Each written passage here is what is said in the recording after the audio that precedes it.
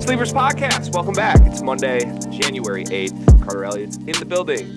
I'm GregWaddell. I'm also in my building, and we're a little tired, I think. How are you, Cart? Is your morale good right now, or is it like sad? It's definitely it's not. I wouldn't say sad. Maybe a little somber, a little melancholy, to throw some other words out there. But I also need to realize that there's other people in this world that need me. You know, family, wife, and my NFL team. Matthew Stafford. I'll see you Sunday, brother. That felt confident from you. No, it's just no confident, no sadness. Just I'll see you Sunday, and we'll see who comes out of Ford Field alive. Can I ask you a question on that? Uh-huh. I'm really bitter about this, and I know I don't think the Rams are better than the Lions, but I'm really bitter about the fact we have to play Matt because the NFL screwed us. Oh yeah. I was in Ford Field with you yesterday. There were probably 100+ Matt Stafford jerseys in the building. Mm-hmm. I have a theory that this fan base isn't capable of seeing Matt Stafford as a villain, and that the home field advantage is going to be lessened because of this. No, we'll find a way. Troy Lions fans always do. We'll just listen to a couple episodes of Kelly Stafford's podcast. That'll really rile us up. Okay. I'm just a little worried about it. I feel like there's going to be less animosity in the building than there would have been if it was Green Bay. I'm upset, but I hope he gets his block knocked off. I love Matt, man. I do too. I hope he gets his block knocked off. I don't think I can physically root against this guy. I can. But I have to. Okay. Should be a fun show. We have some fun topics. Previews and recaps have been going well, by the way. Just quick state of the sleepers. We are going to keep those up through the remainder of the season. It's also NFL time, and we think we're going to try some NFL videos. So I know there were some comments when we did the college football playoff stuff last week of people stick to basketball. Totally fair. The nice thing is if you want to stick to basketball, you can just watch and listen to the basketball and pretend we're sticking to basketball. But the reality is Carter and I like talking about all sports. So this week might be a little football heavy just on this very program, the Sleepers podcast version of this. And then, of course, we clip out the segments of this as well on our YouTube channel. So just be prepared for that, people. If you want your fix of all the strictly college basketball stuff, that's still going to be there in all the previews and recaps that we do. And we'll work in at least one fun college basketball topic here and there. But I think as this week gets closer and closer to the playoffs of the NFL this weekend, we're probably going to be talking a lot of NFL on this program. So just be prepared for that. With that said, Cart, YouTube comment of the day. What do you got? This one comes from Tailor Made Vibe, and it says, so, ... We had two top 25 teams. One's top 5 team. The other was undefeated with Tennessee and Ole Miss playing Saturday, yet not even a word about the game. Embarrassing you two are. That hurts. We're not embarrassing. Maybe we missed that game, but I will say this. Ole Miss went into Knoxville and they got dog walked. So that about sums that up.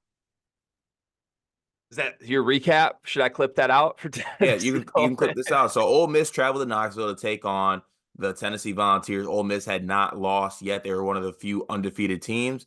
And the fraudulent undefeatedness of them wore off. They were down by 15 before they could even take a breath. And the game really didn't get close throughout the whole game. And they ended up losing by about 30 points, I think, maybe 20. I just laugh at embarrassing YouTube channel. I literally put 19 videos up on Friday. What do you want from? We're a 2-man operation that's getting a little bit of lovely help, a lot of bit of help from the Heat Check guys. We love those guys, but they're helping us out of the goodness of their hearts because they're basketball savants who want to support the product and help us help them type thing. But we're not an operation that can do every game in the country. I make a sheet of all the games every single week. There were 19 games on Saturday. What do you want from me that we covered? Man, and we got to pick and choose at some point, man. Again, this week, I'm looking through. I don't think I have Tennessee on the list this week. Does that mean Tennessee's a bad basketball team? No. It just means, we're not in the top 20 of games we're interested in that week. I wouldn't call that embarrassing, though, for a 2-man operation, Cart. What do they Someone did expect? someone did comment below on that and defend us, saying basically the same thing that you said. So shout out to that person. That just gets my gully going today, Car, on a Monday morning. Like I just, Can I you know, pause that? I don't know what that is. I thought that was a phrase people say. I don't think it is. No, Mm. a gullet is a mouth. I said gully. Oh, still might pause that. I'm not sure what I meant by that. Okay. Why don't we go to the Discord? Join the Discord if you'd like. We had a lot of nice signups in the Discord over the weekend. Pushing 110 members in the Discord now, which is awesome. Yeah, Shout out to Evan Miyakawa, by the way, newest Discord member. yeah, Evanmia.com. new legend joined. That got everyone in the Discord very excited. And I had seen a couple comments like on the YouTube and just in general asking how to join the Discord. The link is in all the videos that we do. It's also on our Twitter in our bio for those who follow us on Twitter at Sleepers Media. You click that link, do it on the desktop, you get into it, you join the Discord, and then to access the threads, the content, the conversation, all that with everybody, interact with us in the Discord community, you have to pay $9.99 a month. So, click on the link on your desktop, join, and then you can have access to the whole Discord. And then once you join on your desktop, that just secures the $9.99 price. And then you can download the Discord app on your Android, laptop, phone, whatever, and access it that way. But just for anyone who maybe has some confusion on how to join the Discord, the link is going to be in the bio of this video. And honestly, everything we do, we throw the link on there. I might get the Discord link tatted on my forearm soon. Yeah, a little QR code. Yeah, in the description in this video is where that is. Not the bio. Elliot. No, it's all good. I didn't mean to play terminology with you. Just when you were saying the first time you said in the video, and I could see someone being like, "Well, I don't see it in the video. Where is it?" In the description. You got to click into the description in YouTube. So couple just quick thoughts on the Discord because I think people that think about it the first time are like, really $9.99 a month, like it's a money grab. Uh, you might be able to say it's a money grab if you wanted to. The simple reality of why we went a paid model for this was because we didn't know anything about Discord in the summer. And we had a couple people asking us to start a Discord. And Cart and I talked about it. We're like, well, that's not really something we want to manage. It's not something we necessarily view as how we want to grow sleepers. But if people want it, we will do it. We just need to make it worth our time. So we were like, let's do $9.99 a month. Both of us have been members of other Discords. Like I'm in the gambling community, and Discord's a huge thing there. People charge a lot for gambling Discords. So we thought $9.99 was relatively fair. To start, and it was kind of like a barrier price where, like, if you really want to support the show, you'll do it. If you don't, no hard feelings, and you just don't do it. That's totally fine. And it has a level of exclusivity to it almost. What it has now turned into in 3 months is like, these people are part of our show. These people are part of us. Like that's the reality of it. Every single day, like there's 104 people in here now that I know semi-personally at this point. Like I know their personalities. I know the teams they root for. I know how they like to talk about basketball. And simply put, they help this show every single day.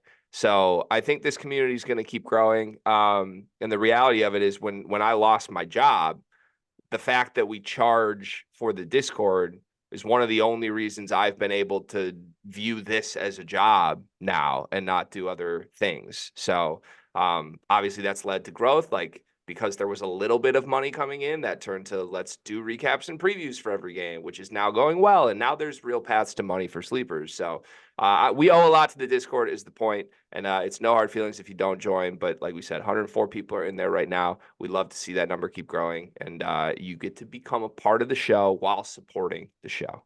There you go. There's the plug. Comments from the Discord as we read every single day. Let's get to them for today. We have a lot because this goes back to before the Illinois-Purdue game. So a lot of fun stuff to talk about here, Cart. This is from Frisbee31.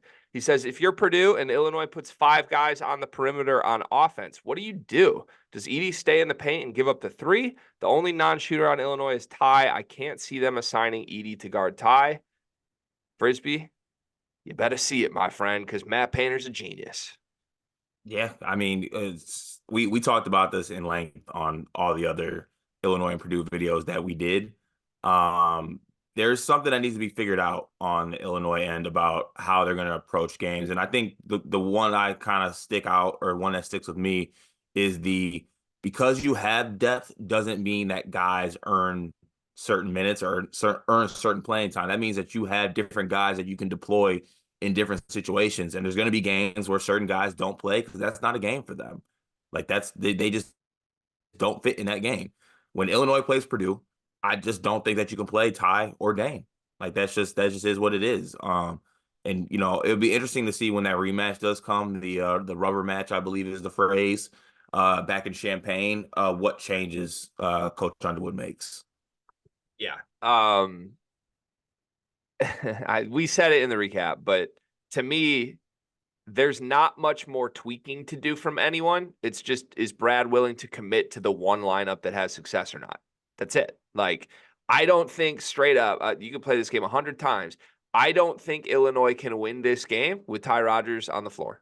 And I think Dane Danger hurts them as well. And unfortunately for Illinois, they have only 5 other playable players outside of those 2 guys. So you think Brad's at analytics guy? yeah, I do. You do? I Okay. mean, So I think he does both. Like, I don't think he's like trusting a spreadsheet over his heart, but I yeah, think no, I values respect, it. but there is definitely some, some what is it, credence to Yeah. how certain lineups look on the floor. Like, in those situations, sometimes stats really don't lie. Yeah, I think it was Joe Jackson, Boilers in the Stands, who sent Yeah, me. I was asking for the numbers, and I believe it was plus 14 with yeah. the 5 shooter lineup. And Yeah. you Shout told me out to the numbers. Cobra Stats, I believe it was, Yeah. who actually had that plus minus. He came through clutch on that. Yeah, very, very clutch. Okay, Craig says, Carter, some members of the MSU game chat were on your ass. The discussion then devolved into a full-on English class. Do you have any comments on the chat's performance today? This would have been back on Friday. So do you know that there were people on your ass for maybe some English, some grammar? No, I didn't know that. Hmm. But Yeah, I'm not that's sure just what that's referring to. I mean, that's also part of me too. Like that's just like what comes with the Carter package. It's probably like the 4th bullet point down if were to order me. Sometimes trips up on grammar and words. Can I get the 6 bullet points of, like, I'm on Amazon Prime, have Carter Elliott in my cart? Like, what does it say? Big, worthless, funny, hardworking, has grammar issues, shoddy shot selection. Okay. Is there a discount on that? Like, Are you saying I should be discounted? well, I'm just like, 5 of those 6 bullet points were negative. What is it? Sell low, buy high, Okay. You gotta give yourself a little more credit than that, I think, my friend. But buy the dip. yeah, you're right. You're right. Not an econ podcast. Travis Nelson says, I've seen enough. MSU will not reach the 13 loss mark, meaning the worst regular season they could get with a loss in both Big Ten tournament and NCAA tournament will be 21-10. So at minimum 13 conference wins. This was sent to us after the Penn State win. This was sent to us before the Northwestern loss.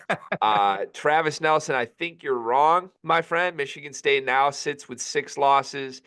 It's highly likely to be 7 after a trip to Champaign later this week. And you're right, with 2 in the postseason. Honestly, maybe the biggest point towards avoiding 13 losses would be you might not have a postseason loss this year.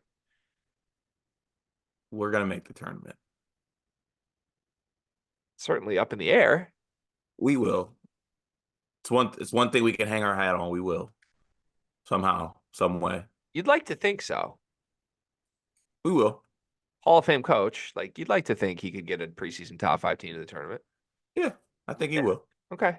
Ryan the Lion says, who wins these hypothetical games to 21? Winner takes ball. A team of 3 Doug McDaniels versus 5 Madi Sissoko's. Let's start with that, and then we'll go to the next one. Who wins that to 21? I think the 3 Doug McDaniels win. You know how much 5 Modis are going to run into each other defensively? I think if it was 5-on-5, I would take Doug, but 3-on-5, I would take Madi. Okay.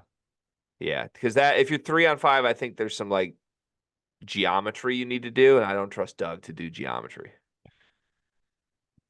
Second one, Cassius and Edie versus Killian Hayes and James Wiseman. Killian Hayes and James Wiseman win.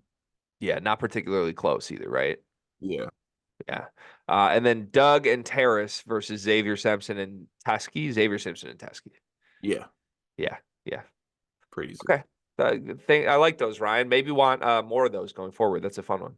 I would kill for John Teskey to be my center. He's a great center. He was a really underappreciated center. He Yeah. yeah, he made it hard on the Purdue monster bigs back in the day when they had some good battles. Melba says Carter in his goggles versus Robbie Avila without his goggles. Do we know if Robbie Avila is our prescription? I would assume they are. I don't think that's just a style thing, but Well, sometimes people wear them because it's a protective thing. Like the ones I bought, it not only like has like my prescription in them for vision, but it also has like a thick outer layer that like covers, like no one would be able to like get their fingers up under there or like make contact, I guess, with my eyes. So I'd like to know that. But yeah, Robbie Avila would beat me without his goggles. so would you say you support always wearing protection Yes. in all settings? Yeah, Carter always wears jimmies. That's not what I asked, but okay. Okay. Guy says Greg on Carter's shoulders versus Zach Edey with shin splints. Shin splints are no joke. I think we Are have you a better on, chance than are people you think. on my shoulders? I'm on your shoulders, yes. Okay, I think like we're that's a close game. Yeah, I think we have a much better chance in that setting than anyone would give us credit for. I'm not saying we're gonna win, but we're gonna make it tough. So here's what I'm convinced with. If I'm on your shoulders, we're what? Like, We're Connor Vanover. but no, we're like 9 feet tall minimum. Like I know that doesn't add, but like you're 6'7", I'm 6'2". So if I'm on your shoulders, What kind of math is that? Six plus well, six? but I'm not standing up straight, right? So like I Oh, only you're get not? like no, I'm sitting on your shoulders. Oh, I thought we were doing like straight, like you're standing on my shoulders. Well, if we stand on your shoulders, then yeah, we're 12 feet tall. Yeah. You also might fall and hurt yourself. I might fall. I don't want that. I think I could sit on your shoulders. And then the thing is, it's gonna sound bad. The thing is, if I get some practice shots and I get comfortable with the depth perception from that angle, I'm pretty sure we could just shoot over anyone. And I like my chances as an open shooter. That's true. So like I think we could win that. I mean, yeah, also defensively, I'm not saying I'm fleet of foot, but like we're definitely gonna be slow if I got you on my shoulders. Yeah, very slow. We'd have But to he's got shin splints. But see, I think we could just sit there in the paint and it would come down to 3-point shooting. And I think me on your shoulders is a better shooter than Zach Edey. I agree. Yeah. Okay.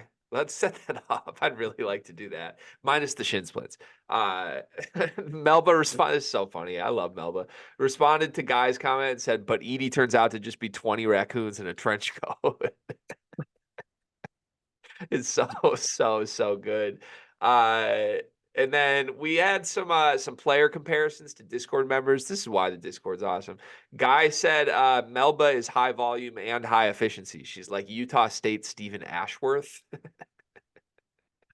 I don't want to be compared to Stephen Ashworth in this economy. Do you want to give any player comps out to other members of the Discord? Tristan said, just let me be Tristan Newton for obvious reasons, and I'm good. Tristan is Zed Key, both in BMI and actual like look. He's made a lot of positive changes to his health routine the last year too, just like Zed Key has. Yeah, started drinking water. Impressive stuff. Amazing. Anybody else? Any others you throw out there or no? Who's Malik? Why do I feel like Malik's Tyson Walker? I was gonna say he's Aaron Henry. You think? Yeah. See, my thing with Tyson's so chippy that like the way Malik comes at you and antagonizes you a little bit feels like Tyson singling out Ty Berry, you know? That's very true. Who's Ryan the Lion? Who's the biggest chaos agent? But who's like Draymond? I wasn't gonna do a state player. I was gonna say like Curbelo, maybe Creasa. I don't know. Ryan the Lion, like I feel like those guys are less aware that they're chaotic. I think Ryan like owns he's chaotic and is like, yeah, that's part of me. Maybe he's like Kyle. Maybe he's Kyle Ahrens. I like the Draymond comp, honestly. What about Matt Van Dyke? Okay, let's move on.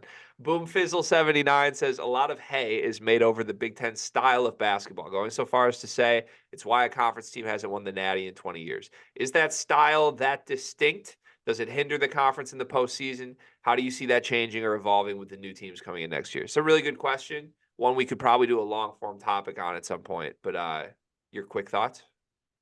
In short, I think that the addition of the new teams is going to be great for the Big Ten because I think it needs somewhat of just like a reset or something. You know, like when you're at sleep at night and your pillow just gets really warm on one side, and you're just like, let me flip it. I need a little bit more of a cold pillow.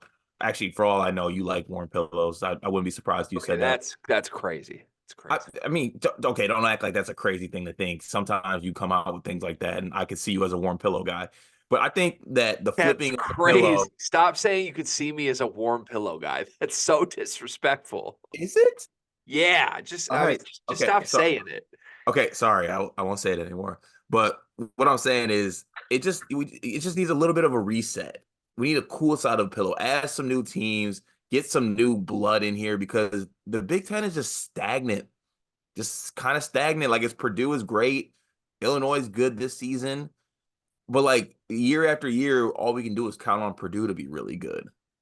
And then the team that's really good in our conference is out here losing the 16 seeds in the first round as the number one seed. So it's like we need to put the conference in rice. If it's an iPhone, it dropped in the lake.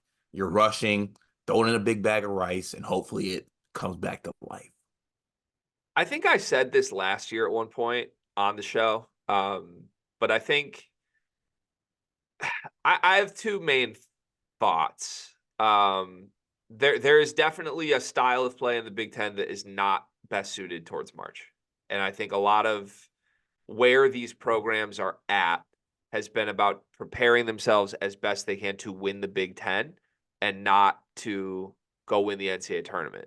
And I'm not even saying that's a good or a bad move. Like, I think you probably should be trying to win your conference more than you should try to win the NCAA tournament. But the reality is, the way the league is officiated allows for a brand of basketball that you can't play in the NCAA tournament. Like it's going to be called differently. They allow a lot of physical contact in the Big Ten that is not like you watch games in other conferences. It's not really like that. Like it's more freedom of movement. It's more, I don't know, just less of a slog. And games are called like they are outside of the Big Ten in the NCAA tournament. They're not called like Big Ten games. So that's part of it. I also think at the same time, no matter what we want to say, if it's true or not on style, teams should win some games. Like Illinois should have won at least one of their three that they lost in the round of 32. Purdue definitely shouldn't be losing to these teams, no matter where they're playing or how it's officiated. At a certain point, you just got to look in the mirror. The programs themselves need to be better at that time of year.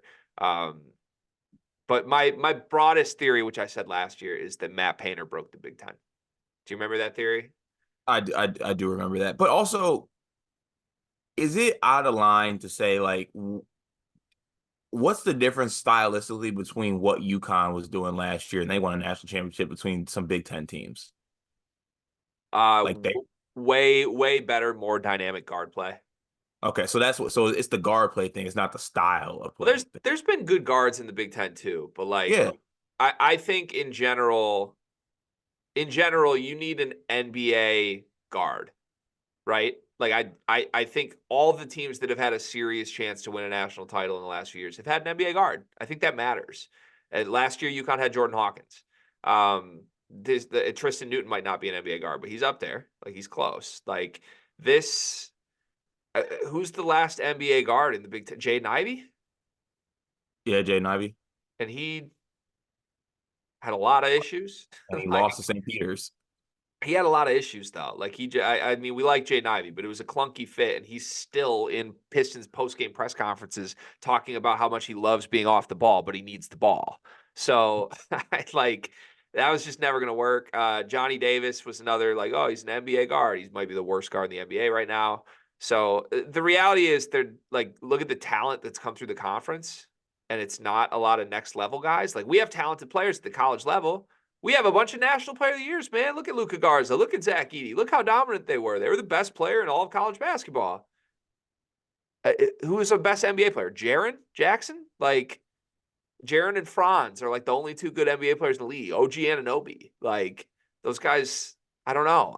You need to have an influx of talent with experience, with posts, with guard. Like, the Big Ten, because of, again, this is my theory, because of what Painter built so successfully, he was identifying these huge monster bigs going back to Isaac Haas and then Matt Harms, but nobody knew how to stop it. When Isaac Haas came into the league, everyone looked around like, uh-oh, we have to get somebody to stop that dude. And then you saw the Luka Garzas, the Kofi Coburns, the Hunter Dickinsons, these plodding centers come into the league that were all good, but it was all trying to deal with what Purdue's got.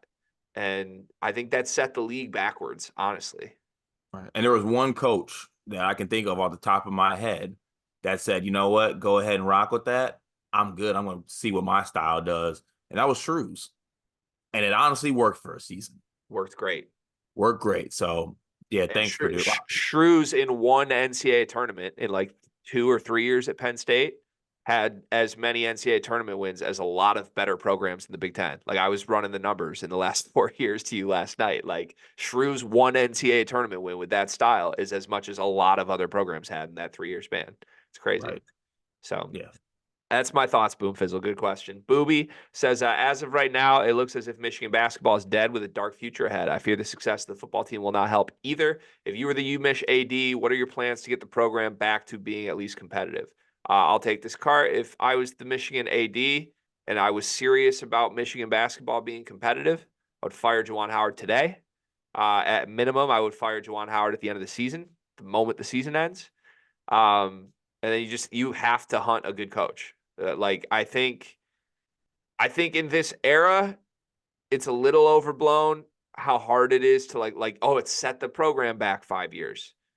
No, it didn't. Go get a good coach and he brings half his team here and Michigan's good next season. Like, people are allowed to do that. We could have gotten Dusty May last year, or a program could have gotten Dusty May last year, and he brings John L. Davis and Elijah Martin with him. So I don't know who that guy is. I don't love the coaching candidate pool this year. Like, Nico Medved is one of the hottest names on the board. I would really like Nico Medved at Michigan. Medvedev, as you call him. He doesn't have a ton of players he can bring with him in year one, so it probably would take a while if you got Medved. But to me, you just have to go full steam ahead on a manhunt for a good basketball coach that doesn't hit people and wants to head coach games. Yeah. You got to show, to me, you got to show, first of all, that you care, because I don't think anyone outside of you and 8 other people really care about Michigan basketball, because they think that the AD doesn't care, which, to be honest with you, he does not. And he just doesn't. It's football and then everything else, whatever after that. So you fire Juwan, you show you care by firing Juwan, and actually take your basketball program serious. And then from there, you reset. Yeah. Also, this might sound a little different than we said in the past, but I just want to make my stance clear on this. You don't take into consideration any player on the roster with this move. Don't do it. Not including Doug McDaniel. Nobody on this team is good enough or does the little things enough to prioritize them as the future over hiring a good coach. Yeah, just new coach, prioritize Fat Brooks, and then move forward. I would like to see Christian Anderson. That kid can kill him, man. What are his grades? I don't know, but listen, the most likely thing here is Michigan fires him, hires somebody else. Christian Anderson ends up at Oklahoma, and he's literally Trae Young. That's gonna absolutely destroy me if that happened.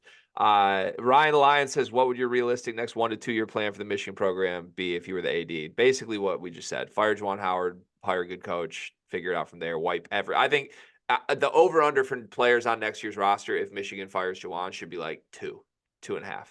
And it should be a complete clean out too, by the way. I hate saying this because one of the worst parts of college basketball is that people don't realize, when head coaches go, that leaves assistant coaches scrambling kind of and looking for other jobs, and sometimes they take them with them.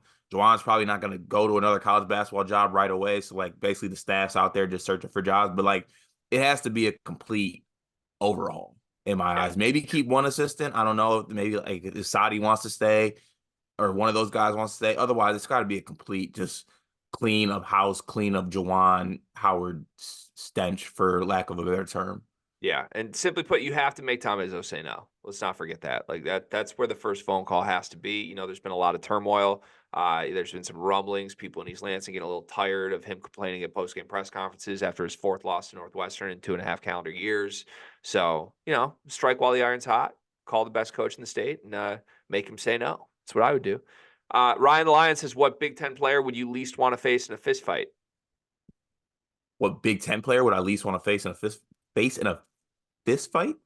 Face in a fist fight. Face in a fist fight. No one on Michigan State, that's for sure. Why do I feel like I don't want to fight Cliff? I feel like Cliff's got I feel like Cliff's got reach, strong, nimble. Like I don't want that smoke. I think that's a really good answer. Why do I feel like Cliff knows jiu-jitsu or like UFC? For you, I was going to say you shouldn't want to see Lance Jones. I certainly want to see Lance Jones. You do want to see Lance Jones. Oh yeah.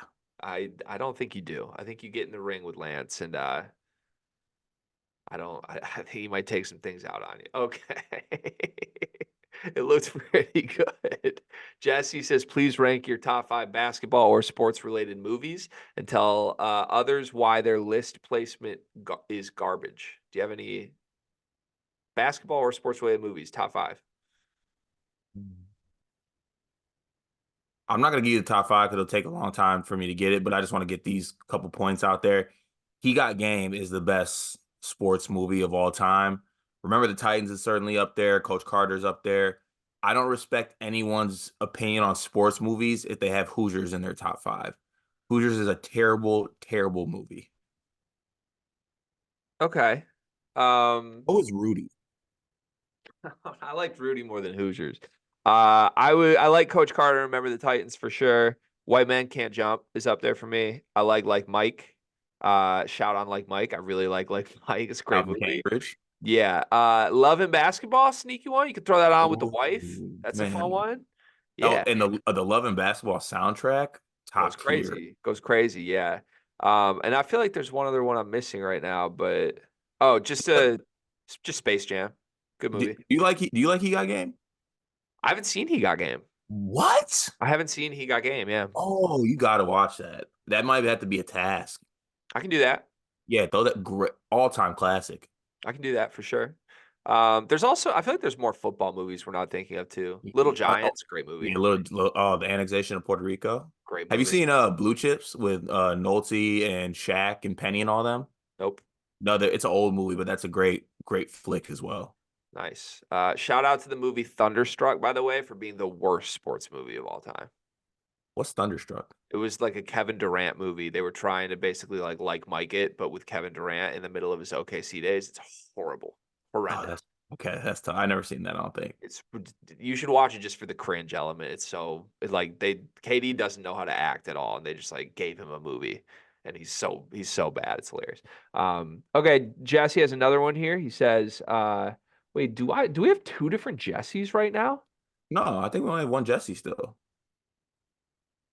We have 2? How? No, we only have one Jesse, but his profile pic changed, and these comments are right next to each other, and there's a different profile picture for them. This is crazy. Crazy how Discord rocks this. Jesse says, Purdue's first tough road game, aside from Northwestern, will be next week at Nebraska. If the Boilers win that game convincingly, I will have seen enough evolution, and a weak enough Big Ten to say Purdue will run the table the rest of the Big Ten season until the second to last game at Illinois. Tell me why this is the sexiest prediction ever. Yeah, sexiest prediction's wild. We did speak on this though in the recap video where we ended up going for like 1 hour and 5 minutes, which I did not even know we were going that long, but all great conversation in that video.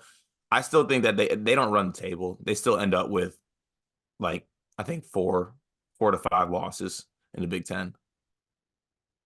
And I can't explain to you why. It's just it's gonna happen. I think it's 3 or 4. That's where I'm at. But it's not running the table.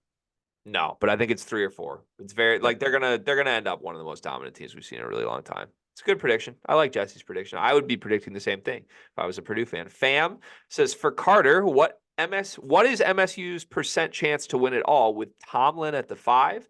What is their percent chance currently? Please provide detail. Bright side, I'll shut up about Tomlin the rest of the year after I get this answered. So this has been a conversation in the Discord for a while. I just want to make this unequivocally clear. We had 0% chance of adding Tomlin. Like actually 0, negative 10% chance of adding him. In a world where we do get him, it does make us a better team. He immediately comes in for us. He starts at the 5. He plays probably 30 minutes plus at the 5. Are we sorry? Is this is Naquan Tomlin? Yeah. Okay, I have to process this for a moment. Continue. Yeah. So he starts for us. We were really good, and I don't know what percentage chance we have. We have a better chance of winning it than we do right now, and that's not saying much because right now I think we have a 1% chance of winning a national title. It might be high. And that 1% is because we have Tyson Walker, and who knows what him going nuclear could do. I think there's a better chance that Naquan Tomlin would play the 3 at Michigan State than he would play the 5. Like That'd be crazy. he might be better, but like it's not like he's like a Tom Izzo center. So it's hard for me to wrap my brain around that hypothetical because I don't even think the player archetype fits something Tom Izzo would ever do at that position. But he's a good player. He would definitely be one of the 4 best players on Michigan State. So I don't know. Weird though. Like that wasn't ever a thing, was it? Has there been Discord discussion on this that I've missed? I think it was coming up with a conversation where just like what player it was like portal talk, and we were talking about like Michigan State doesn't go after anybody basically in the portal, and like some hypothetical came out. I might have threw it out there, might have been Fam, and I was like, this team is better if we add Tomlin, and there was a couple people that said no, and that's where it started. Got it. Yeah, I don't think he'd play him at the 5, but I like portal game. We can do more portal game if you want. Malik Perry says, I think people are dumping on Akins without good reason. Facts, plays out of position, gets no guard time. When he do get guard time, he looks good. And last, Holloman, you like Greg. Say I was right. I love Malik so much. I love these comments. Yeah, you were right about Trey. Trey looks really good. I hope we've given you enough flowers on that. He had a bad game last night, but Holloman looks really, really good. I don't think people are dumping on Akins without good reason. I think there is good reason. Yeah, he's the same player. Right. Probably worse. Like I'm supposed to get all excited about like one step back jumper every 2 games. Yeah. Like like we thought there'd be like maybe some type of evolution. Just as far like he just looks uncomfortable with the ball. Like everyone, I was the biggest advocate for like let's see what Jay Akins looks like with the ball in his hands.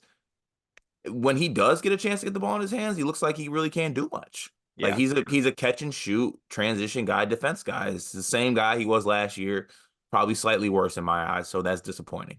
And there's a role for that. Don't get me wrong. He can be a very good player on this team. But if you look significantly less dynamic with the ball than Trey Holloman, we're not going to be like running around to praise you. And the reality is, if Tyson Walker can get better after last season, like the Tyson Walker made another jump after last season. We're still waiting on the first Jaden Akins jump.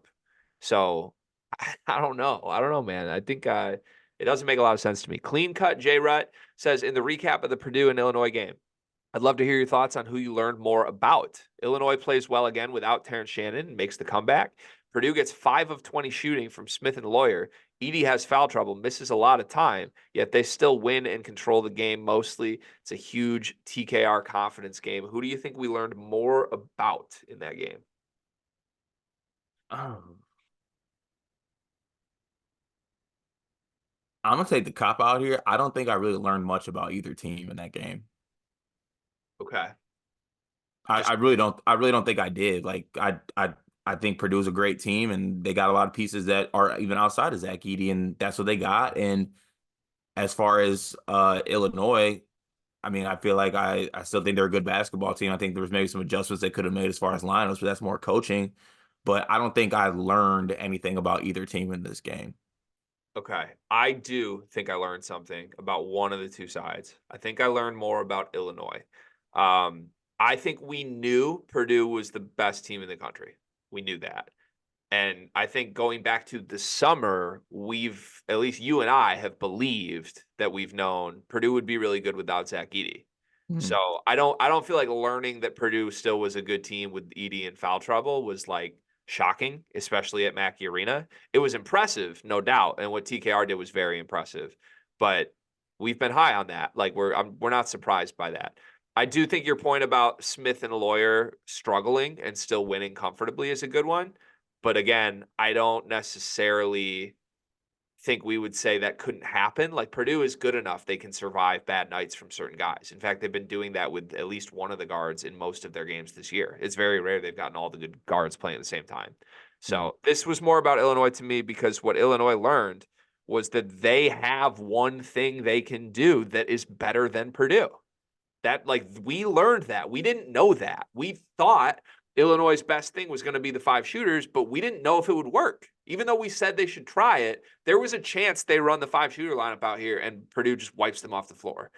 That didn't happen at all. In fact, it was the opposite. Illinois looked like the way better team when they had the 5 shooters on the floor, and they looked like the way worse team with every other combination. Take over. I just died. Are you okay? I don't know. I feel like I swallowed a bug. I feel like it's ugh. I would hit you with a back tap right now, but unfortunately, we're on Zoom. Bounce back. Sorry. Yeah. We learn more about Illinois. That's my answer. Great question though. Joe Jackson says, "Do you guys think DGL or Danger will have a larger role for Illinois moving forward, assuming Redacted isn't back?" I think it's got to be DGL. I think DGL is probably more playable in more games than Danger is. I think it should be DGL, but I think it's going to be Danger. Mm, I don't think Brad trusts DGL yet. yeah, true. But like, I just think that not saying like DGL is just some like great player, but he's probably more versatile and something they need without Redacted. Yeah, they need what DGL could give them more than they need what Danger does give them. Yeah. Um, so pressure on that to have it be figured out by the end of the season. Malik is back. He says this is more so for Carter. If Sissoko, Hall, Holloman find their consistent play, won't say middle for Greg reasons. What else would make this team better? For me, it's Aiken's ball handling because Hogarth's 3-point shooting looks better. Let's start with those 3 guys finding consistency. Begin with that and then go from Yeah. there. Okay. I'm not even addressing that second part. Let's start with the consistency part and see if we can get there. Okay. Go Boilers 20. Blake says, is Marty's main issue simply effort and motor? Could it be Booker coming in all hyped and Cooper expected to take a step, plus Marty struggling a bit at the end of the year, caused him to enter the year a little down about his future role? Do you think this is confidence or not confidence, but effort and motor related for Marty? No, I think Marty probably has some of the best effort and motor on the team. It might be it might be misused. It might be, the motor and the efforts not communicating from his head to his limbs fast enough. But as far as effort and motor, he probably has one of the best probably the best on the team, maybe one of the best. Yeah. Yeah, I think it's more just skill stuff. Skill and processing game speed stuff. Skill and IQ, Yeah. basketball IQ. Yeah. Marty honestly reminds me of like you're like a class full of first graders and like it's recess time and they all split up. Some go on the swings, some go for a walk, some are drawing with chalk, some are playing football or something, right? Marty reminds me of like the first grade kid that is just like running full speed into a wall. Like you don't knock that kid's effort or motor. That kid's going, but he's just spending all his time and effort and motor on running himself physically into a wall. I mean, that's just an insane analogy, but it fits. I think that's how I view watching him. Like that kid, he's trying so I, hard. I just picture a first grade teacher like at parent teacher conferences, like, yeah, I cannot knock Todd's motor. Kid's special. He wants it, but he Yeah. just keeps running into walls. Yeah, we just need to get him turned away from the wall, and then he's going to be an Olympic track runner one day. But Marty just he wants to run through that wall. Jesse says, I know he's coming off his quote C game, but is comparing Braden Smith to Steve Nash fair? Not saying his ceiling is that, but his play style. Smith to Nash. Do you like that? I guess I'll give a play style thing, yeah, but It's going a little bit too far to go like Nash. Like Braden Smith is college basketball Steve Nash. Nash was one of the best shooters in NBA history also. Yeah. So I think like Braden's shooting has gotten really good. But I don't love it just because Nash is a bigger shooting threat to me than Braden. Well, What do you obviously think? Nash is better. Okay, while you're doing this now, I got to look up what Nash shot at Santa Clara. I have a somebody gave me this comp. I forget who it was, but somebody on Twitter asked me about a Braden comp. I'm sorry I'm not giving them credit for this. I really like it. Matthew Dellavedova with Braden Smith. I could see that, but Delhi's kind of like bigger, isn't he? Like height wise, maybe. I don't know. I don't know. But college Delhi to me, very similar to college Braden Smith. Yeah. Also, from wait, was that three? Sorry, I was looking up Steve Nash 3-point numbers. Honestly, like not that great. I mean, 40 was good, 39 again. So shot 45 or 46 as a junior. That's great. But then was 34 as a senior. Yeah, I don't know. I don't know. I honestly could see Braden too. Like by his senior year, he's shooting like 70% from the field and 55% from three. Yeah. Like, Also, Nash was like averaging like always above 17 points a game too. yeah, Braden, And it's gonna be fun. I'm so excited to see what Braden Smith looks like on a team where he's the best player. hopefully it's not a letdown because there is a world where it is, by the way. I don't think there is, but I think see I'm what you're saying there's a world where he's going to be good. Don't get me wrong, but maybe not meeting the expectations that you think it's going to look like. I see what you're saying. I want to go on record that I don't see that world as a possibility, but I see what you're saying. Okay. Travis Nelson says the final performance of Marquise Noel, the musical, has arrived. Does Doug take a bow after? Also, Bingo let his assistant dog Spot direct for one more night. It's really good, Trav. It's really good. Doug did not take a bow after his shit performance at Penn State. No. It's assistant dog Spot. He honestly, he might have taken a body language bow again, just like a fold into the fetal position where everybody ignores him. That might have happened. It's kind of like a Yeah, just a little bob. Jesse, who was flying to Hawaii, I believe, sent us a picture of some Lagunitas IPAs. Said double fisting on airplanes, proper etiquette or worrisome? not worrisome whatsoever. A great man once told me that flying sober is for birds. Yeah, I like that. I think it's proper etiquette, Jesse. Although, not a fan of the Lagunitas IPAs. Wouldn't go there on a plane. Like I love a good, I love a good Lagunitas hazy IPA. drinking an IPA on a plane sounds like my personal hell. I can't. I wake up and the devil's just like, get on. And then the, the flight attendant comes out with a tray full of IPAs. Like, you got to drink 6 of these. It's terrifying. Tristan Freeman says, in honor of Michigan, what are 3 other college basketball teams you'd hate to be a fan of right now? Say Pitt, and I'm throwing hands. Arkansas for sure for me. Yeah, I say Arkansas and UCLA and USC. Yeah, I think that's fair. At the same time, I would kill to be a fan of any of those 3 right now. I would absolutely I'd drive across the country to be a UCLA fan right now. Melba says update on the cross divisional standings. Melba was putting together like if you had the football divisions and standings worked, like are they beating the other division? What division would be better? The update from the latest month is that through 26 games, the West is 9-2 against the East. The West is Wisconsin, Minnesota, Purdue, Illinois, Northwestern, Nebraska, Iowa. The East is Indiana, Ohio State, Penn State, Maryland, Michigan, Michigan State, Rutgers. We are the reason we're losing. Yeah, 100%. Once again, on us. Michigan State's 0-3 in cross division games. Why? Why me? Brutal. They should give out trophies for this, by the way. That would a lot of programs in the West would get their first banner if they gave out a trophy for this. It'd be nice. Be nice. Tristan Freeman, another question. How do you guys feel about your respective sleepers college basketball fantasy teams? Have anything nice to say about the last unbeaten team in the league? I haven't checked my fantasy team in about 2 months. That's on brand. What's off brand for me is I haven't checked it since Christmas. So I am officially setting my lineup right now. Christmas, I was really good. I was like a top 5 team in the league.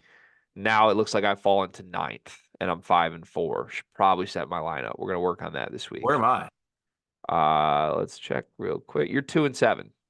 Okay. You're tied for 21st in the league with Michael Lofton. Okay. All right. Not That's great. tough. Tristan Freeman is undefeated. Of course he is. Guy says, rate the big guy, my newsletter, on a scale of 1 to 10. What improvements do I need to make? Do you prefer Monday musings or wild weekend? Can you read the link to it out loud? Of course we can. The link is GuyFR. I think that means guyforreal.substack.com.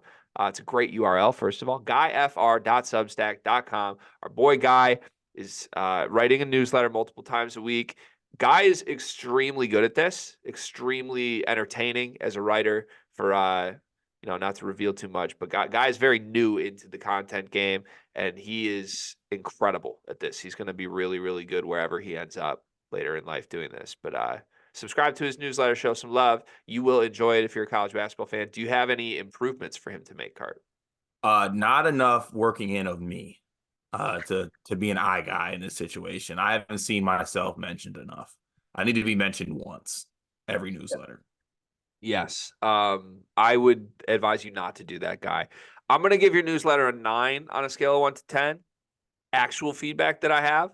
I think should come up with some, I don't even have direct feedback on this, but quick hitter format things could be big. Like you came up with the TV guide on Twitter. People seem to really like that. If the newsletter could have half of it be the musings, half of it whatever observations you have, and then some reoccurring, I don't know, subjects almost that are once a week you're going to get this in bullet form. Keep them funny, keep them entertaining, of course, keep them knowledgeable, but sometimes I feel like little bite-sized formats like that people come to view as repetition that they can come back for and know what to expect really helps with growing an audience with stuff like that. And you're creative enough that you come up with some really good ones, Guy. Also, shout out to Guy. He sent me a Wichita State jersey, as you can see right here. Thank you for the Christmas gift, Guy. I don't know who this is. Kenny Photo. Who's Kenny Photo? It's like he's a power forward center for Wichita State. Played at Sunrise Christian Academy. If I look up this guy's stats and he averages less than 9 points a game, I might need to go across the country and have a conversation with Guy. I think he averages double digits. I'm pretty sure he's kind of good. Okay, he averages 11.3 points per game. I've Just never heard of this man. Just a very insane jersey to get. I should have brought mine. I was supposed to bring mine to this episode, but Guy got me a 3XL Max Rice Boise State jersey. You think he sent a message? Yeah, I'm here. You heard me. 2024.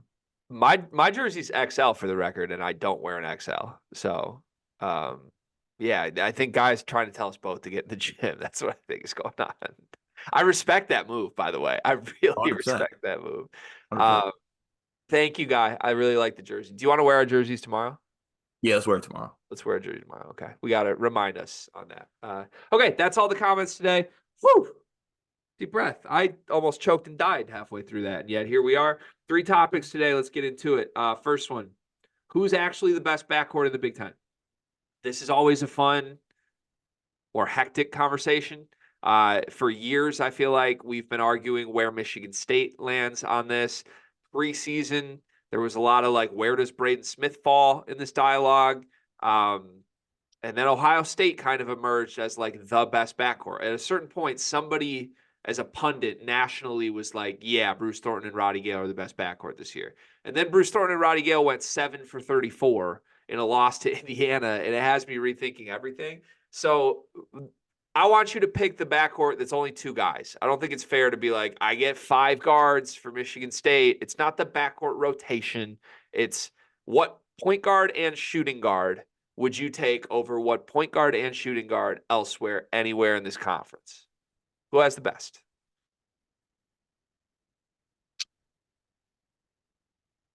What position is Ty Berry?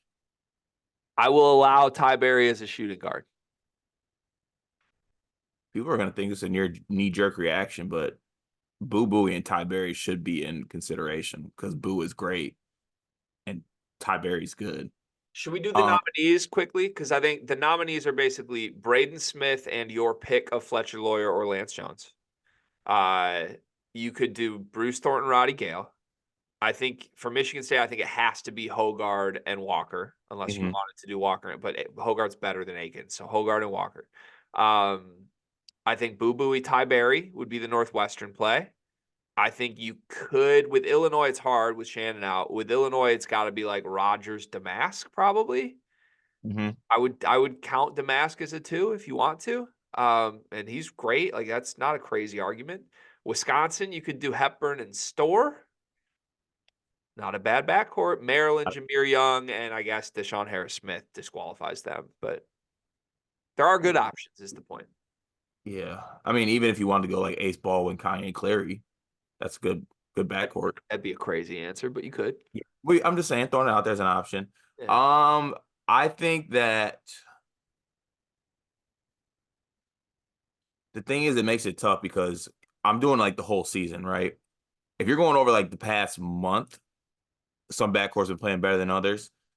Um, Even though those two guys just had that stinker at Indiana, I just think that's an anomaly. I don't think those guys are going to stink like that. Um, I think I would still take Bruce Thornton and Roddy Gale. And second would be Boo and Ty Berry. And then third, either Purdue or Michigan State. Okay. So I think my feedback on your answer would be Braden Smith third feels like it's undervaluing how good Braden Smith is, no matter who's next to him. Maybe I'm wrong because you could make the same argument with Tyson Walker, like Tyson's that good, but as like a run the show, make everybody better guy, I feel like having Braden Smith behind Northwestern and Ohio State seems a little wild to me, you know? Yeah. I mean, I'm looking at it as a unit though. Yeah. Okay. Like if we're doing like what point guard do I want in the Big Ten? I mean, I would change my answer probably. Okay. Where's Illinois land on your list? Because Damascus has been a killer. If we're counting Damascus at 2. Yeah, that last Ty Rodgers performance has me reconsidering life. Yeah. Yeah, we're gonna have a conversation on Ty later this week, I think. Like, can people just guard him with centers every time and it's gonna work? I think there might be more to that than people think. I You got to put like some weird like clickbait what is it called, thumbnail, like can a cinder block check Ty Rodgers, and it's like something like that. honestly, depending on how big the chair is, I think you could have a chair check Ty. Just put the chair in the lane and or like what's one of those like big like office cabinets? Like just put a massive office cabinet a stacked up big in a the lane. big filing cabinet. Yeah, I don't think Ty has answers for that, depending on how big it is. Okay, so I want to go on record with this, and it hurts my soul to say it, but I think you know where I'm going with this. I don't trust the Ohio State guards at all. I don't trust them at all. I'm out on them. I don't trust them. I trust Roddy Gale, so I trust one of the guards. I don't trust Bruce Thornton at all, and that's just personal. It's conjecture. I don't have a ton of numerical substance to why. I know Bruce has been really, really good this year. The big games that I've seen, or like when Ohio State has a 12-point lead that suddenly evaporates to 0, Bruce Thornton's usually doing a lot of like standing around doing nothing. I just can't get over it for some reason. I think that should be the answer. I think that's the most talented backcourt in this conference, but I don't trust him. I like, how do you go 7 for 34 in a game collectively from two guys? Like I've just never seen that from a good backcourt like Michigan State's or Purdue's or anybody else in this conversation. Like to have 2 volume shooters be that bad and you lose a game by 6 because of it. It's crazy to me. So I'm going to disqualify Ohio State for my answer. And I thought my answer was going to be the surprising answer that you would argue with me on, but it sounds like not. The answer is definitely Boo Buie Ty Berry. It's definitely that. Like, I was trying to envision if you drop those 2 guys on all these other teams, what happens? I think Michigan State with Akins at the 3 and the front court they're currently playing gets better with Bowie and Barry at the 1 and the 2 than they do with AJ Hogarth's inconsistencies. I feel pretty strongly on that. No matter how good Tyson Walker is, like Ty Berry's way more consistent than AJ Hogarth is. I think you get better. If you drop Boo Bowie and Ty Berry on Purdue instead of Braden Smith and Fletcher Lawyer, better basketball team immediately, like very immediately. And I know Purdue fans are going to be mad at me for that. But Boo would be incredible with Edey, off of Edey. Talk about like a guy who's not afraid to shoot shots. Ty Berry is like a fully realized version of what they hope Fletcher Lawyer could one day be. Even Ohio State, man, I think if you drop Boo and Berry in Thornton and Gale's place, I think they're better because I just think Boo's a better player than those guys. He's a way better player than those guys. He's one of the best guards in the country, and he's backing it up. Like coming into this year, it was like, oh, well, Audige was the big reason. Like that's Boo's still a losing player. Audige made the nope, it's Boo. Boo's that good. He makes everybody else better. And I think it's time we officially coronate him. For the remainder of his tenure, we shouldn't be debating this anymore. Like that's the best backcourt because they have Boo Buie and because Ty Berry looks really good playing off of Boo Buie. Yeah. I can't wait for Boo Buie to be done with the Big Ten. I love him, man. I hate that you've had to like stop loving Boo because of the results. It hurts me. It's like go, man. Go somewhere. Yeah, I don't know. This is a good segue though, because you had a Michigan State topic you wanted today. You want to tee this one up? Yeah, so of course, Michigan State losses always send me into somewhat of a tailspin of thought. And usually those thoughts provoke some ideas. And because of what happened last night, I was just thinking about you sent me some stats on what the 4 years of Michigan State basketball has looked like with AJ Hogarth and Malik Hall as like the senior guys. Like this is the core that Coach Izzo has ridden into this year with. And that got me thinking like, okay, what's it going to look like once those guys are gone? Because both those guys are probably gone after the season, unless I think AJ might have a COVID year. I'm not really sure how that thing works, but it had me thinking on paper next year, what is Michigan State's lineup? Because is Izzo going to add somebody in the portal? Probably not. The way he talks about it and the way he doesn't want to be involved with it, I'm not banking on him to do that. So next year, you're looking at a lineup that is, who knows if Jay Nakins comes back? I don't know.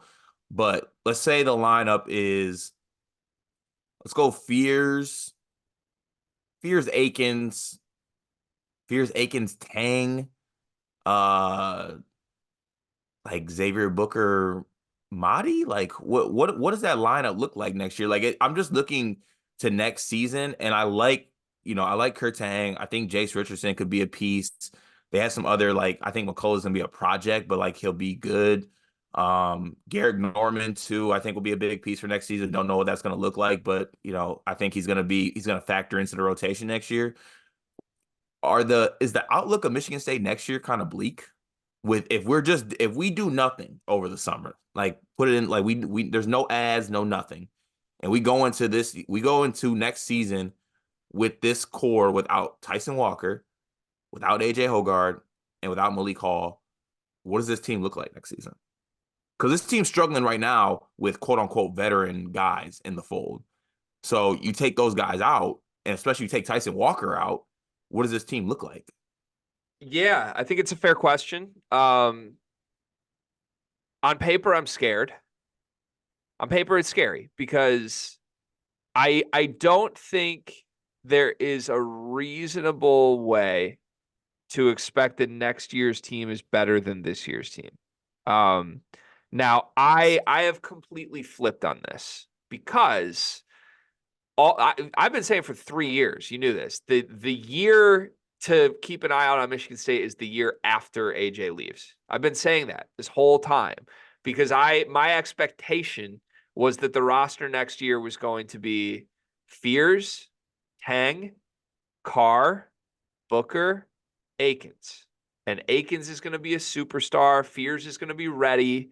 Now, I still think on paper that would work because you have shooting in Akins and Tang. If Fears is ready to run the show, obviously he got hit with a disaster, horrible moment in life that has set all of this back. But I think like there was a path to like it's Jeremy Fears' team next year, and everyone's very excited about that. So the curveball has been that Booker and Carr are barely playable right now, and that was supposed to be your star front court team next year. So I think you have to sort of reset this, because I think, as Tom Izzo has shown, he's gonna play his vets, even if his vets lack talent or lack consistency. Like Malik Hall's not going anywhere. AJ Hogarth's not going anywhere. Those guys have been about. AJ got better, but over the course of the season, they've had about as low of lows as you could have, and nothing's really changed. So I don't think Mady Sissoko's going anywhere, is the point. Like, he's going to start at center as long as Mady Sissoko's on this team. And you still have a lot of bigs. Like, it's not like Izzo needs to go get a center when he thinks he has Mady and Cooper and Jackson and maybe Booker next year. Like, he's not upgrading a center spot. So you're entering the season with the same poor play at the 5. And I think the guard spot looks worse because Tyson Walker's gone, no matter who's back there. Even if you like Fears and Holloman and Akins as a backcourt, like, this backcourt's bad if you remove Tyson Walker, right? Like, Yeah. so It's very dependent on guys taking jumps, and that scares me. the big question is what happens at the 4, because assuming Malik Hall's gone, he doesn't come back, does he? Isn't there a COVID year for him if he wants it? I think so, but I don't think he comes back. I'm actually pretty confident that like Hogard, Hall, gone. Oh my God, another year of Hogarth and Hall would be a lot. Maybe I don't know if I could do it. It'd just be a lot. So if Hall's gone, though, isn't the answer just Cohen Carr? At the 4, yeah. So is a Cohen Carr, Mady Sissoko front court going to work?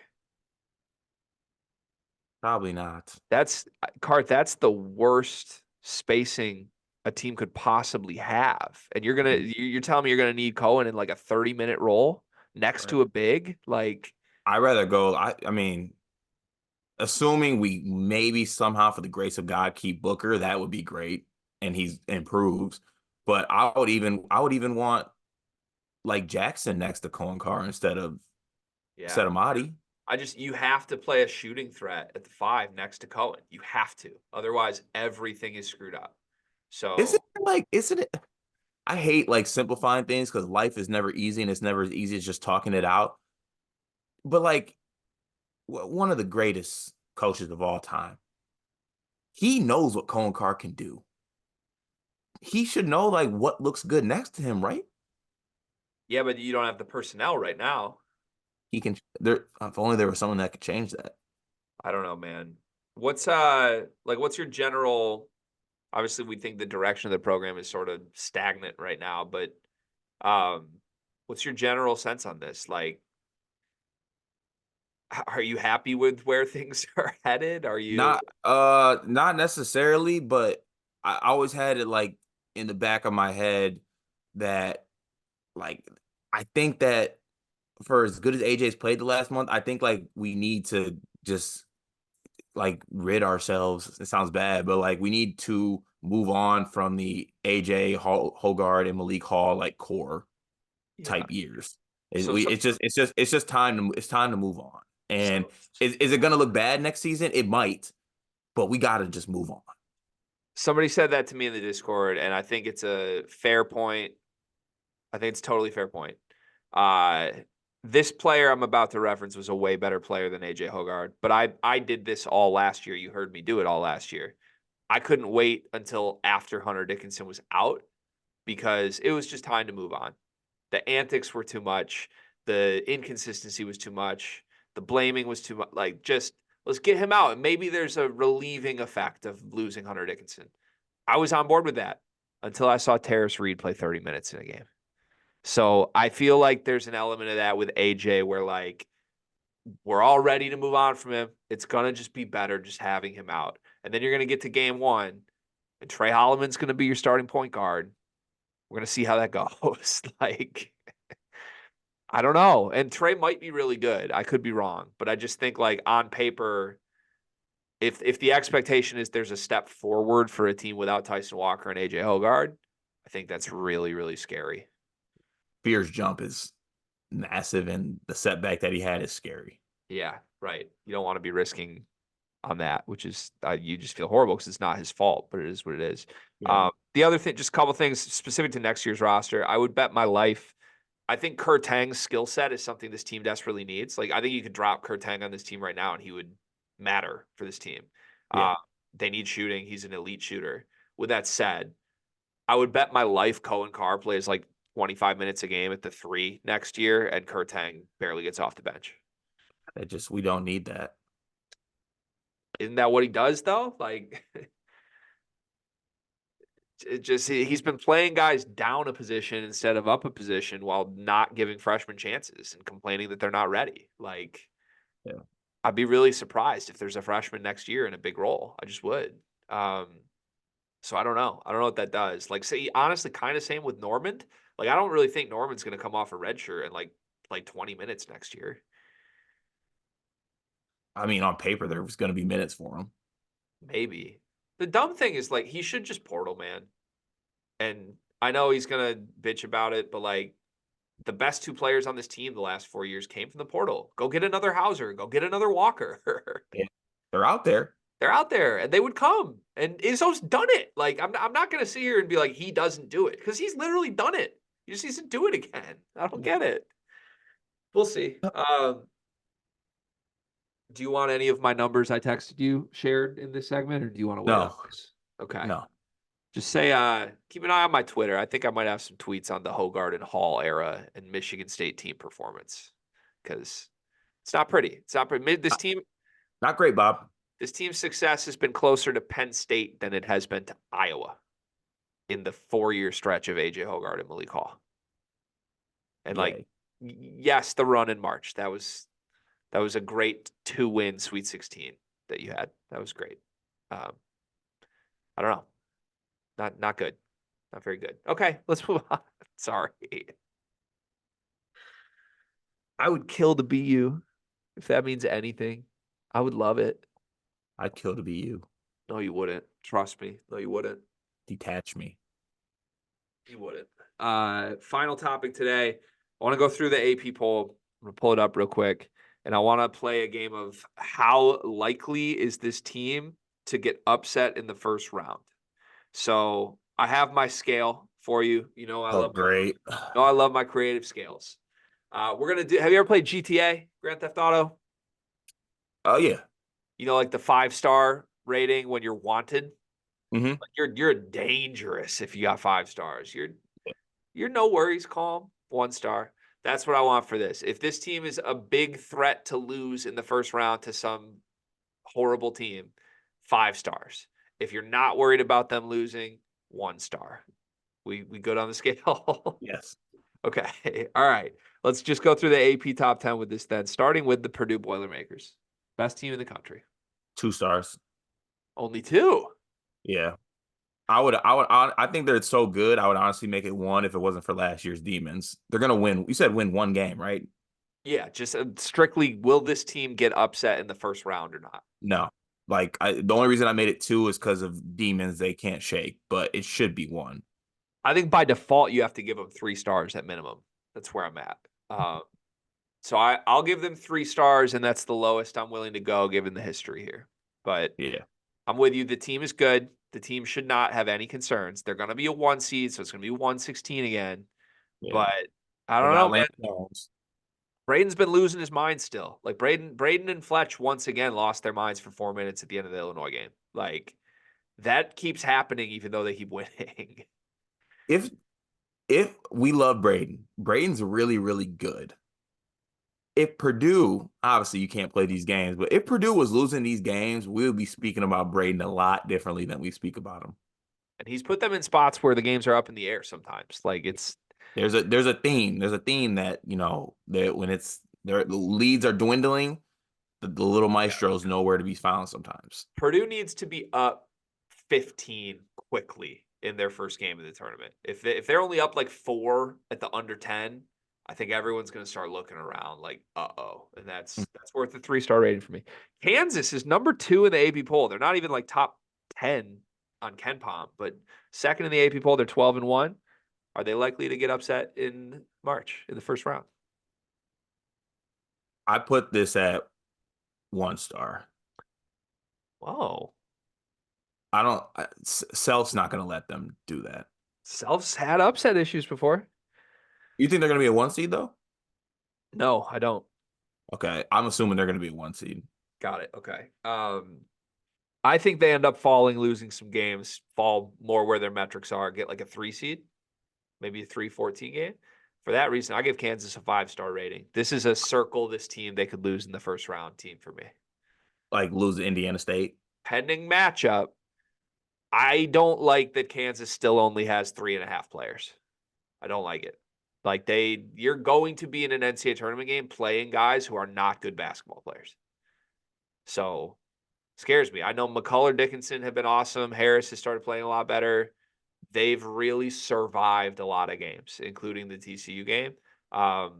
If they're a 2, 3, 4 seed, they're definitely like I have a star next to them, and I'm trying to pick against them if I get a feisty matchup. Okay. Number 3 is Houston. 13-0, only undefeated team left in college basketball. Third in the AP poll. How likely are they to get upset in March? Probably 2 stars. I'd say 1 star. I don't see Calvin Sampson losing in the first round to anybody bad. Yeah, I'm with you there. 1 or 2 for me. Why is it a 2 instead of a 1 for you? I still will not let go of the fact that this team's just not what they were last year. Okay. Okay, that's fair. UConn, defending national champs. Crazy maniac Hurley. I put this at 3 stars, I think. Why?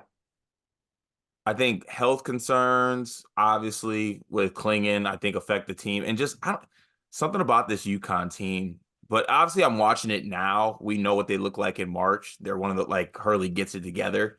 But I don't know. I feel myself watching this less impressed with UConn when I watch them every time now.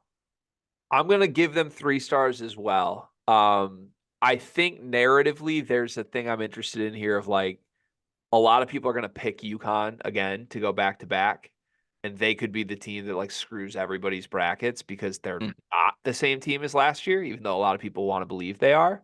But yeah, Klingon's health hangs over this team for sure. Hurley's craziness also hangs over this team. Like He's a loose cannon right now. it's gonna be a thing, and like when they win, that's a thing. But like if they're in a dogfight in the tournament, like There's scary. also a good chance that Hurley's not coaching for the NCAA tournament when he gets in a fight when they play St. John's. Okay, all right. We agree. 3 stars for UConn. How about Tennessee? Rick Barnes. What's your upset first round level for a Rick Barnes team? 5 stars. By default, Yeah.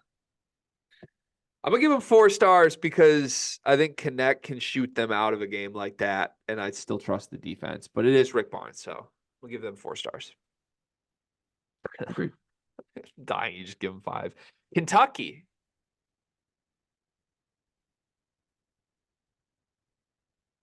I'm gonna say 1 star on this. You just trust the team that much? I trust them and they're getting better. Like they're getting better. Like Aaron Bradshaw is becoming a guy now. And he's not, I don't think he scratched the surface of what he can be. And they just got guys, man. And that was a very impressive road win at Florida for me. In a game where like shit wasn't going right. It looked like they were gonna lose. They were having breakdowns, like giving up easy shots, and somehow they found a way to win that basketball game on the road. A young basketball team outside of Reeves and Mitchell. So like, I was very impressed. I'm gonna give them 2 stars by default because of how young they are, and you just don't know how young guys will react in that setting. But, yeah, I like your call. I really like Kentucky. I think they're a Final Four pick for me right now after seeing them this weekend. Marquette, did they lose in the first round? Shaka, shaka. Um, I think I'd go 3 stars on this. Shaka Smart, you're only giving 3 stars? I love Oso. That's crazy. I love Oso. Such a random guy to be so high on. He's good, but like, I'm gonna go 5 stars here. I Couple reasons. First, Chaka. Second reason, I think this Marquette team could end up seeded a lot lower than the others on this list. Like I think Marquette's going to keep losing Big East games. So if they end up like third in the Big East, That might be like a 4 seed. Suddenly you're playing a better team, 4 versus 13. I think they're good. I don't trust Shaka, and I don't trust Tyler Kolek in March. I just don't. Yeah, I'm starting to waver on Sir Kolek. Good player, but interesting. I just don't. Yeah, I know he was hurt last year, but like I just you got to prove it Huh. to me. Every single week it feels like I see a clip go viral of Tyler Kolek talking shit before the game, and then his team loses. Like I don't really know what to do with that. Like they remember that thing in the preseason where it was like, is Tyler Kolek the greatest villain ever? It's like you got to win shit to be a villain, and Right. Is he a real villain too, or is he like they called me no. a villain, so now I'm gonna try to be a villain? I think Tyler Kolek is not a villain at all because you have to win anything to be a villain. Like, I guess, is he a villain in Big East circles because they won the Big East last year? Like, Yes. I guess, but like, I don't get it. I can't see like he's literally like chirping the fans and shoot around and then they just lose to see. And he goes 1 for 5 from the field. I don't get it. I really don't get it. North Carolina, concern level that they lose in the very first round of the tournament. Mm. Oh man, I don't know. They've been playing so I would give it like 2 stars, to be honest with you. I really like this North Carolina team. Yeah, I'm gonna give it 1 star. I think they got a great guard. They have experience. Is it weird to say I trust Hubert in the tournament? Wow. He's got to Really? get to the tournament, but like, But once he's there, like I mean he did go to the Final Four. can I can I make a parallel here? Please. We sure Hubert Davis isn't Juwan Howard minus all the extra stuff, I mean, one has anger issues, one won't allow cussing in his practice. minus all the extra stuff. Okay. Talking like coaching caliber, coaching acumen. Yeah. Juwan's whole thing was just get me to the tournament. I He did. mean, maybe, but Hubert's better than Juwan, right? I don't know. I mean, yeah, yes, like of Yes. course, Hubert's not going to get fired, but like I don't know, like Juwan Elite Eight, Sweet 16 back to back with teams that probably weren't. I guess the Elite Eight team was really good, but the Sweet 16 with a shitty team was like something. Yeah, I feel like that's the path here, is what I'm trying to say. Like they had the big run, and then year off, and then oh, I'm back in the tournament, Sweet 16. Like that's kind of. I feel like that's coming for Hubert right now. I can feel those vibes. Okay, all right. Two more. Illinois is ninth in the country in the AP poll right now. What's your concern level they lose in the very first round of the tournament? Mm, Probably like I think like 4 stars. 4, really? That's Yeah. high. Why? What do you have it at? 1. 1. Why? Why one though? Brad doesn't lose in the first round. You said who doesn't? Brad. Brad doesn't lose in the first round? I mean, Arkansas last year was, but like they were worse than Arkansas. I'm throwing that out the window. Like the years that Brad has had a good team, he doesn't lose in the first round. Yeah, I understand that, but I just think tournament demons are real. I just don't think those demons show up till round of 32 for this team. Okay, I mean, I hope so. Yeah. That's my, I think this team's too good, and I don't think the Brad's yips don't come in until the Sweet Yeah, 16. you know what? Four stars is definitely too much. That's on me. I'm going. I go 3 max. Okay. I'm sticking with 1 star. I trust this team in the first round, no matter what. Second round depends on the matchup. You don't think like they play like Ty and Dane a lot and like they find themselves in a close one and No, okay. not in the first round. Gotcha. Second round depends all on the matchup. First round, I don't care about the matchup. Illinois wins. Gotcha. Final one's Arizona. Another team that got upset in the first round last year. What's your concern level for this Arizona team? 1. I don't get why people trust Arizona so much. They're just, because of ceiling, I think. You just can't ignore what it looks like. The floor is low though, and they But that, all but that ceiling, everything they've done has been at home. but the ceiling. They don't play this game at home. The NCAA tournament, man. Talk But about yips. But the ceiling. I get the ceiling, but it's about losing the first round is about your floor, not your ceiling. As someone who is very close to a lot of ceilings that he goes around, there's something special about ceilings. 4 stars for Arizona for me. I think the team's good enough that it drops it down from 5, but I think Tommy Lloyd has some yips when he gets there, and I think at this team's worst, they can get ran off the floor by Stanford. Like that's I don't like my 3 seeds getting ran off the floor by Stanford. That's where I'm at. That's a thing. That's a thing. Okay, to wrap this segment, out of those 10 teams, I'll just repeat them. We were kind of all over the place with our star ratings, but Purdue, Kansas, Houston, UConn, Tennessee, Kentucky, Marquette, North Carolina, Illinois, Arizona. We know some of these teams are going to lose in the first round. That's just how the tournament works. How many of those teams, when added up at the end of the year, how many lose in the first round?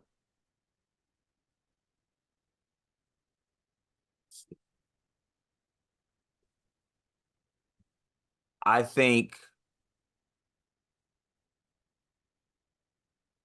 I think 3 of those teams will lose in the first round. I was going to say either 2 or 3. Yeah, 3. I almost went 4, but I'm going. I think I'll stick at 2, but somewhere 2 or 3. Do you think more of those teams lose in the first round than make the Final Four? You said 3, so do you think like that's close? That is. I think it's more chance that the teams lose the first round. Which is great. Think about that. Like all these teams feel great about where they're at right now. We're still sitting here being like, there's a better chance your team loses in the first round than makes the Final Four. Good Crazy. product. Crazy. All right. One big thing presented by Big B. What do you got today? My one big thing is that a lot of people do a lot of online ordering nowadays, and this is a Midwestern centric one big thing, or a cold area one big thing. A lot of male people doing deliveries, mail, all that stuff. Be cognizant of that and ice your driveway and your walkway and like your steps to your house. They don't need to be hurting themselves. I saw ring camera footage of somebody slipping on ice, and I'm like, that is unequivocally messed up. So go grab some ice, pet safe ice, I must say, because I am a pet podcast that can hurt dogs' paws sometimes for walks, and ice your sidewalk and your walkway.